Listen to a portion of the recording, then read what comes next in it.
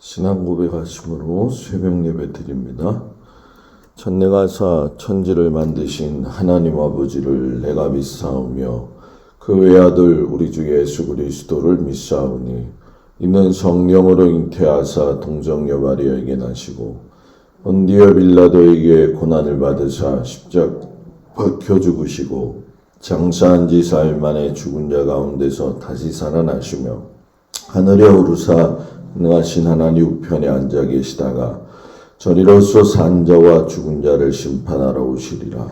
성령을 믿사오며 거룩한 공회와 성도가 소리교통하는 것과 죄를 사하여 주시는 것과 몸이 다히 사는 것과 영원히 사는 것을 믿사옵나이다. 아멘. 88장 찬양합니다. 찬송가 88장.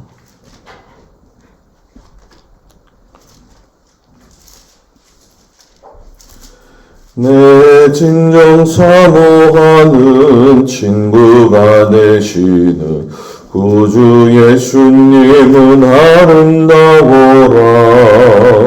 산 밑에 백합하여 빛나는 새벽별 주님 영원할 길 아주 없도다. 내 맘이 아플 적에 큰 위로 되시며 나 외로울 때 좋은 친구라. 주는 저 산 밑에 백합 빛나는 새벽별 이 땅 위에 비길 것이 없도다.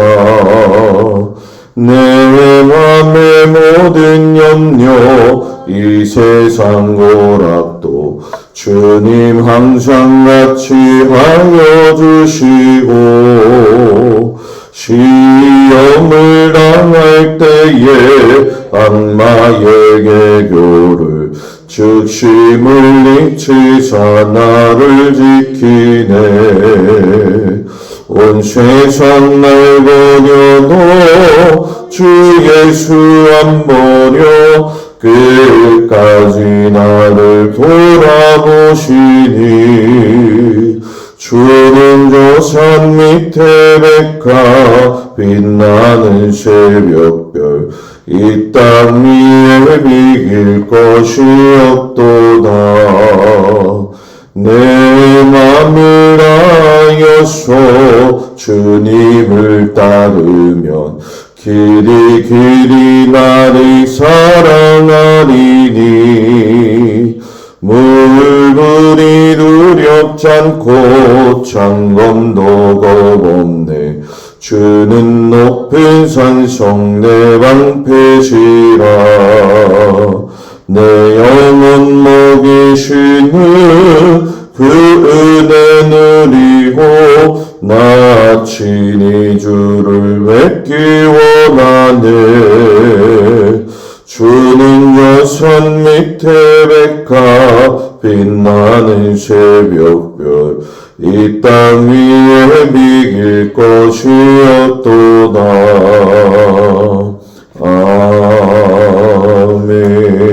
아멘. 오늘 말씀은 누가복음 3장에서 4장까지 말씀입니다. 읽을 말씀은 4장 16절에서 30절까지 말씀을 보도록 합니다. 누가복음 3장과 4장 중에 4장 16절에서 30절까지 말씀을 다 같이 봉독합니다.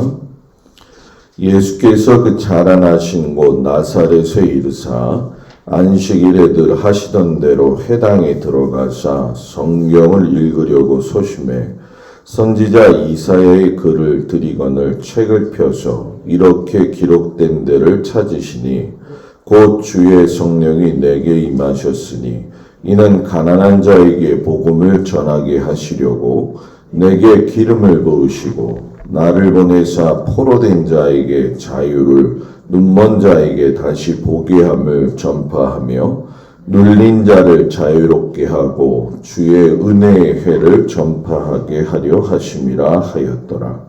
책을 덮어 그 맡은 자에게 주시고 앉으시니 회당에 있는 자들이 다 주목하여 보더라.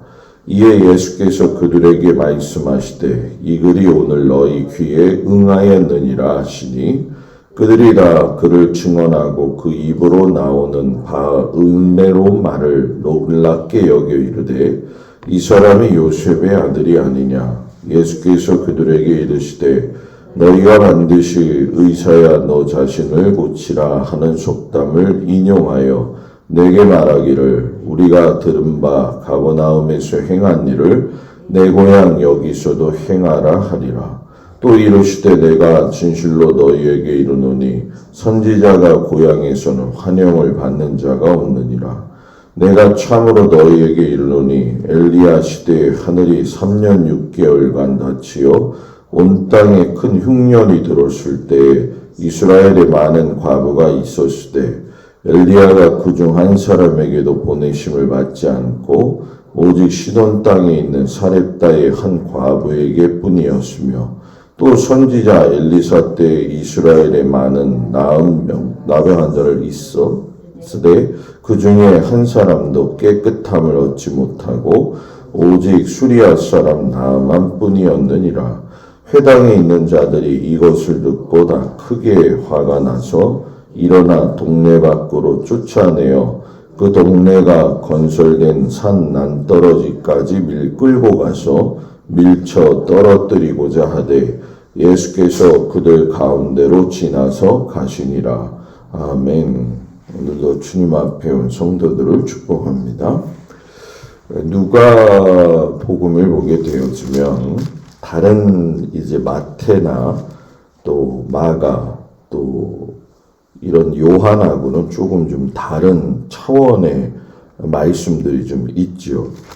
시작도 보게 되어지면 세례 요한의 등장에 대해서 이제 먼저 소개를 하면서 말씀을 하게 되어지는데 이 세례 요한의 보는 관점 그리고 모든 예수님을 보는 관점이 이 누가는 이방인이었기 때문에 조금 좀 다른 관점에서 좀 이야기를 많이 합니다. 그래서 누가가 지었던 것이 이제 사도행전이기도 한데 이방인이었기 때문에 이방인에게 말씀을 전하기 위해서 성경을 재해석한다는 게 아니라 모든 사람들에게 확대해서 말씀을 하고 계시죠.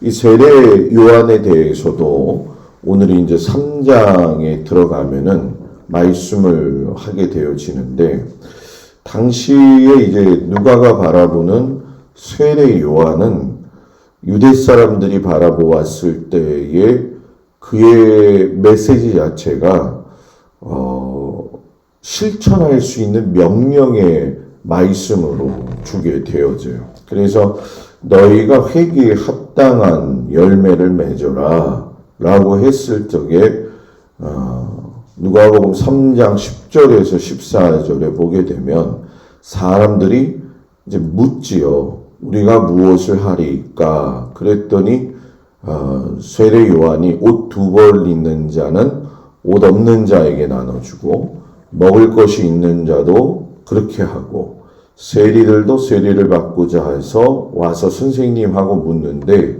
우리는 어떻게 해야 됩니까? 부과된 것 외에는 거두지 말아라. 군인들도 와서 묻는데 사람에게 강탈하지 말고 거짓으로 고발하지 말아라. 이렇게 이야기를 하죠. 그러니까 옷 2벌 있는 자는 옷 없는 자에게 나눠줘라. 먹을 것 있는 자는 먹을 것 없는 자에게 나눠줘라. 세리들은 부과된 세금 외에 더 걷지 말아라. 군인들은 강탈하지 말고 거짓 고발하지 말고 받은 급료로 만족하라. 그러니까 누가가 이방인이었지만 이 세례 요한에 대한 메시지를 정리하면서 보는 것은 그가 구약의 말씀 가운데에서 하나님을 사랑하고 나서 이웃을 사랑하는 그 구약의 신앙 정신을 그대로 알고 있었다라는 거죠. 근데 이건 굉장히 좀 획기적인 거죠. 왜냐하면 이방인들의 입장에서는 구약 율법이 멀디 먼 그런 이야기인데 실천적으로 행동에서 옮길 수 있도록 포커스를 맞췄다라고 하는 것은 누가가 구약 성경을 참 잘 알고 있었다. 이렇게 이야기할 수 있는 거죠. 그러니까 누가에게서 볼 수 있는 건 벌써 복음이 이방으로 번져나갈 수 있는 그 기틀이 마련되어져 있구나 하는 것을 우리가 보게 되어지죠. 예수님도 세례 받으시는 그 후에 누가가 성령이 비둘기같이 강림하셨다라고 이야기하는 걸 보니까는 누가도 그 성령의 역사를 체험했구나 하는 것을 우리가 알게 되어지죠. 그리고 이제 우리가 3장에 보게 되면은 23절부터 38절까지가 족보에 대한 이야기가 나와요. 그래서 마태복음에도 족보가 나왔던 거 아마 기억을 하실 겁니다. 이 마태복음의 족보는 유대인들을 위해서 나열을 했기 때문에 아브라함부터 예수까지의 족보를 언급했다고 한다면 누가복음의 족보는 보시면 아시겠지만 예수님부터 거꾸로 해가지고 올라가죠. 그래서 이게 요셉, 다윗, 아브라함을 지나가지고 노아, 아담까지 올라가게 되어져요. 그러니까 이것은 결국 예수님을 이 땅에 보내신 창조주 하나님까지 올라가면서 이 구약에 예언된 메시아가 예수님이다라고 하는 걸 마태가 이야기했다면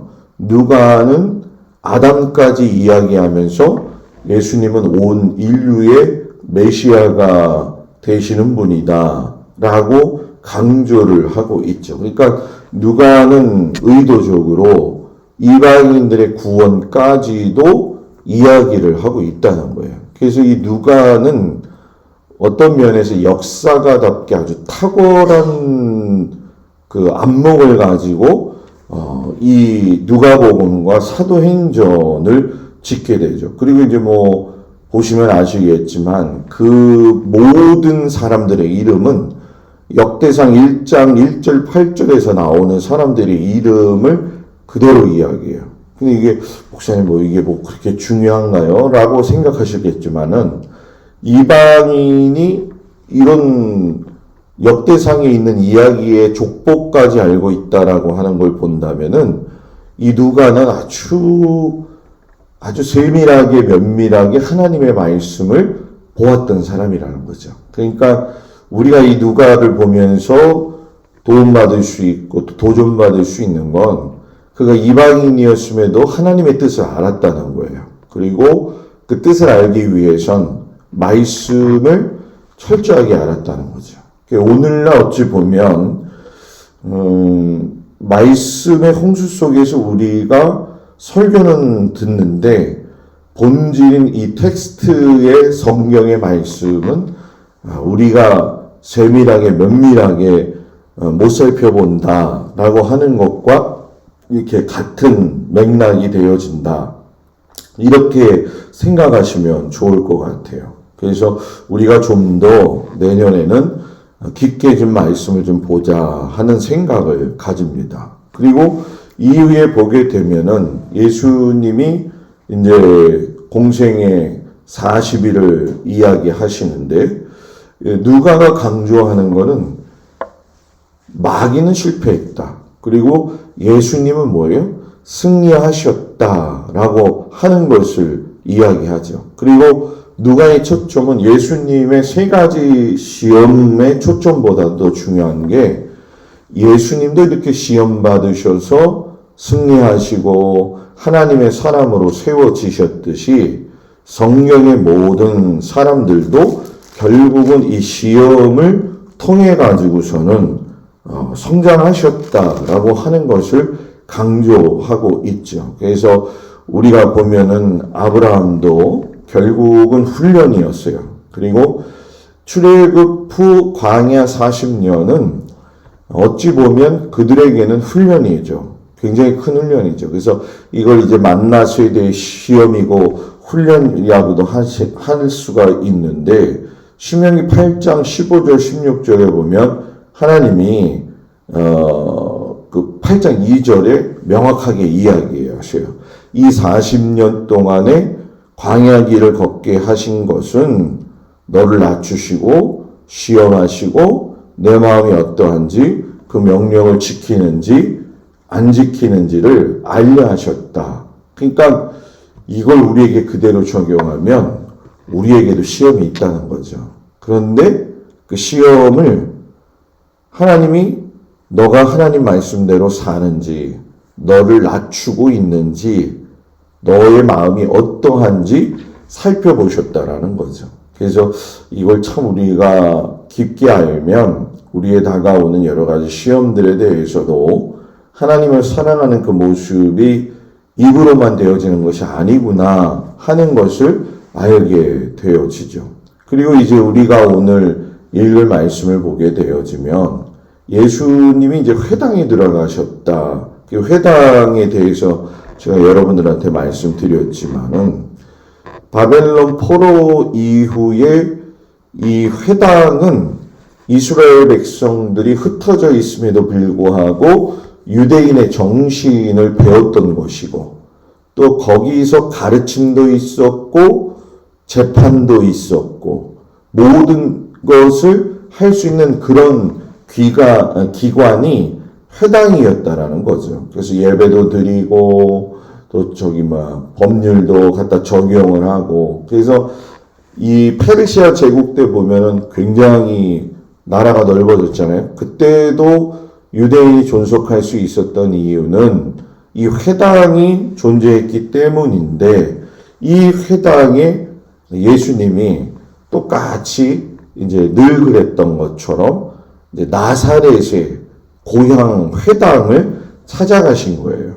그런데 예수님에게 모세 오경이 아닌 이사야서 두루마리를 그들이 건넨 거죠. 그래서 회당 예배는 한 사람이 이렇게 나와가지고서는 하나님의 말씀을 낭독을 하거든요. 그래서 처음에 여러분 잘 아시는 것처럼 쇠마 들으라 하면서 그 말씀을 읽고 나서 모세오경, 선지서 이런 것을 낭독하죠. 그래서 요것을 이제 우리가 토라 포션이라고도 이제 이야기를 하는 거죠.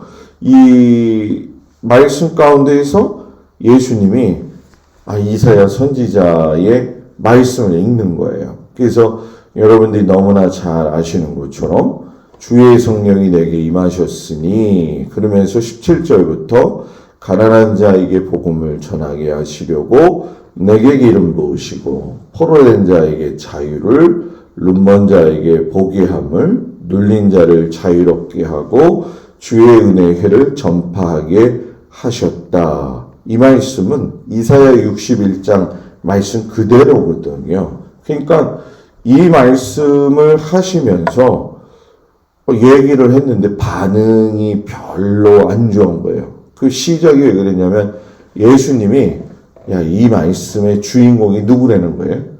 나라는 거죠. 이게 응했다라고 얘기를 하니까는 이 나사렛 사람들이 저거 요셉의 아들인데 감히 어떻게 저렇게 말할 수 있느냐 이야기를 하는 걸 예수님이 들으시고서는 엘리야하고 엘리사의 이야기를 하신 것을 누가가 여기서 끄집어내요.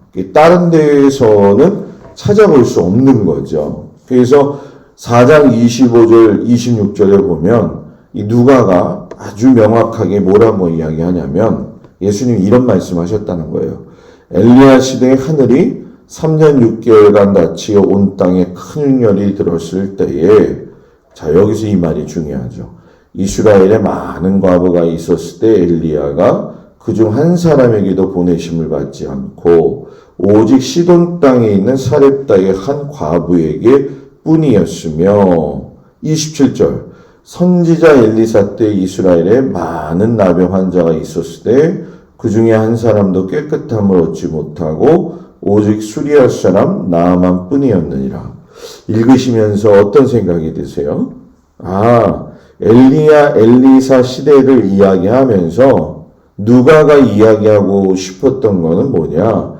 예수님이 이방인들에 의해서 또는 이 엘리야 엘리사의 선지자들이 이스라엘 사람들한테는 환영받지 못했다. 그러나 사렙다 가브 그리고 수리아 사람 나아만의 병을 고쳐주고 그들의 환영을 받았던 것처럼 누가는 예수님을 그렇게 빗대어서 이야기하며 예수님도 그 의미를 말씀하셨기 때문에 더 화가 난 거예요. 그럼 우리는 이방인들보다 더 못하다는 건가? 그래서 예수님이 쫓겨나신 거죠. 그냥 고향이니까 쫓겨난 게 아니라는 거예요. 그래서 이 말씀을 이야기 들었을 때에 사람들이 흥분을 했던 것이고 그 말씀에 대해서 수긍이 가지 않았던 거죠. 그래서 이제 예수님이 가버나움으로 가신 것이고 가버나움은 그러는 바람에 덕을 받죠. 왜? 거기서 예수님이 가르치시고 귀신 들린 사람도 고치시고 온갖 병을 앓고 있는 사람도 고치시죠. 그래서 참 이 상황 속에서 보게 되어지면 베드로의 장모도 고쳐주시는 사건이 가버나움에서 굉장히 많이 일어나요. 이 말씀을 오늘 우리가 읽으면서 느끼지만은 하나님의 말씀을 듣고 찔림을 받았다면은 화낼 일이 아니라는 거죠. 회개하고 하나님 앞에 부복하고 맞구나. 하나님의 말씀을 듣고 회개하는 자가 천국이 그의 것이구나. 이러한 믿음의 태도는 그 사람에게 복음의 소식, 복된 소식을 접하게 되어진다는 거죠. 이 나사렛 사람들은 물론 그 후에 예수님의 말씀을 전해 들었다 이렇게 나와 있지 않지만 분명히 예수님의 행하시는 사역은 다 그들이 알고 있었을 거라는 거죠.